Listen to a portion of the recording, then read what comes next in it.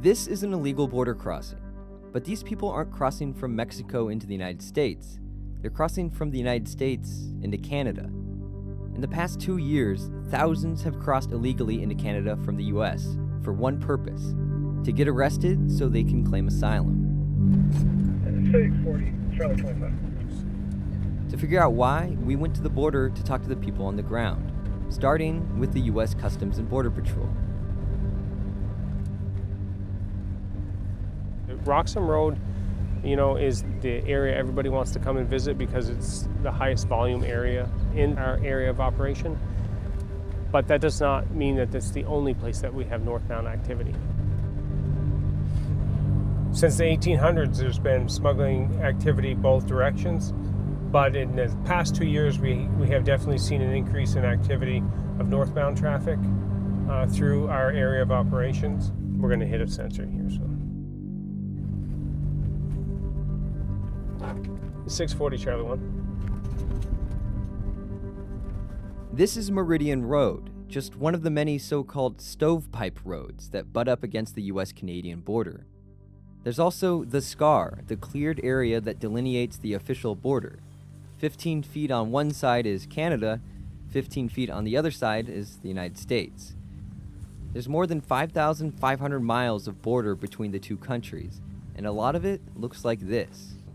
And so Canada is right there. Yeah, pretty much. This is, right down the center would be considered the border area, and then 15 feet on either side it's Canada or US. Yeah. Gotcha. For smugglers, places like this are a popular spot to cross. But for asylum seekers, there's another place, Roxham Road. Getting to Roxham is as easy as booking a flight to New York City, then taking a bus to the city of Plattsburgh near the Canada-New York border, then getting a taxi to the border, where asylum seekers cross over and are immediately arrested.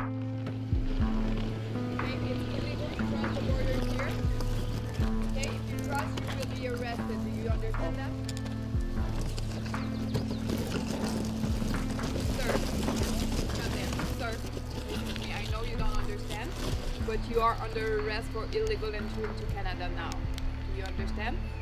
A little bit at least? No, they don't. Although we weren't able to speak with this family about where they're from or why they're crossing, this same scenario plays out every day here at Roxham. US Customs and Border Patrol told us a lot of these people crossing into Canada haven't been in the US for that long. They're coming in on tourist visas and heading straight for places like Roxham. Interceptions by the RCMP at crossings like Roxham have skyrocketed in the past couple years. More than 20,000 people were arrested in 2017 alone. That trend has continued in 2018, with almost 10,000 interceptions already in the first 5 months. The reasons these people flee their home countries vary from person to person. Some are trying to escape conflict, tearing their homes apart. Others fear persecution at home because of their religion or sexual orientation. And as the US narrows its criteria for who qualifies as a refugee or who can claim asylum, people are increasingly looking toward its northern neighbor for shelter. But there's one thing still standing in their way: the Safe Third Country Agreement. We have two major objections to it. One is that Canada receives very few refugees, and that it is wrong for us to be trying to reduce still further the numbers of people who can get to Canada to make a refugee claim. But the second reason is that the US is not safe for all refugees. This is Janet Dench, Executive Director of the Canadian Council for Refugees. She, along with the Canadian Council of Churches and Amnesty International, are suing the Canadian government to get rid of the Safe Third Country Agreement. The agreement, inked in 2004 between the US and Canada, essentially means that if you land in the US and want to claim asylum in Canada, or vice versa, you can't. You can only claim asylum in the first country that you land in. We are arguing, of course, that the government, the court must conclude that it is putting refugees' lives at risk if we insist on sending them back to the United States. But the Safe Third Country Agreement has a loophole. If someone comes to the US and crosses into Canada illegally and then gets arrested, then Canada has to process their asylum claim. It's part of the reason so many people cross at places like Roxham Road. And for the people living nearby, this has had a big impact. I'm a long-time resident of Hemmingford. We've been here about 40 years. Moved to the country not thinking a whole lot about living so close to the border and the implications that that might have down the line. As you keep going along this road, it continues into the States. It's Roxham Road right into the States, but now there's that barrier there. And so life has really changed for people, particularly living along this road. This is Frances Ravensburg. She's part of a local refugee support group called Bridges Not Borders. She lives in Hemmingford, Quebec, which is right on the other side of the border where Roxham ends. As the number of asylum seekers spiked, Frances and the other members of her group mobilized to support those crossing the border. So it's a bit of an odd situation that we're in with, so many millions of people who need a home.